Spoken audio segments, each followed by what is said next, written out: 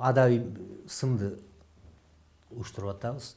Адаби мектеп уштуруп атабыз. Анан баягы бюро пропаганда деп койчу эле го. Маселен, көбүнчө мен турмуштан көрүп калдым, өзүм деле башыман өттү.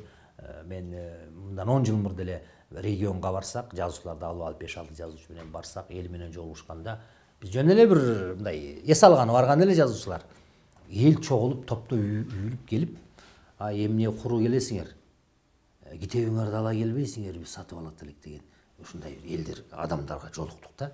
Демек, баары бир көркөм адабият деген ал кыргыз, мен айттым го, кыргызды улуу философияны, улуу бир дүйнө таанымды берген эл эмеспиз биз. Биз деген Манаска окшогон эпосторду, айтматты феноменди берген эмес. Биз көркөмдү өлөтүн элибиз. Демек, ушул саясат улап бир региондорго, маселен, мыкты орто муун, улуу муун, жаш муундарды алып барып эл менен жолуктуруп, ушундай бир тирүү маектерди уюштуруп, ушул китептерди неме кылып бир жол ушундай немелерди. Анан эң негизгиси кийинки мынау колуна калем кармап, жашына, карысына карабай, колуна кармап жүргөндөргө адаби мектеп сөзсүз түрдө керек. Ошол үчүн жанагы адаби сын. Анан калганы майда демелер, анан ал өзү анча-мынча баягы жеке мындай сектор менен мындай, жана мен айттым го, бизнесмендер иштеп аткандай бир майда немелерибиз бар. Алар өзү менен долбоорлуу, ал өзү менен өзү кете берет, бирок мындай бир масштабдуу, бир системдүү кете турган нерсе. Биз 30 жылдык адабиятты бир эмне деп коет, азыркы тил менен айтканда бир иргеген да бир орусча бир сөзү бар, чет тилче бир сөзү бар. Мониторинг кылып, мониторинг, анан жанагы иргеп ушундай бир кылбасак болбой калды. Анан чыккан китептерге сөзсүз түрдө бир пикирлерди бербесек болбойт. Рецензия керек. Сын, адаби сынды күчөтпөсөк болбой калды. Мен ошого жанталашып келип, былтыр эле көп нерселер болуп аткан. Былтыр 2020, анан революция болуп кетти, тополоң болду, анан кайра эми проект эми жылып, ушундай болуп келип атат.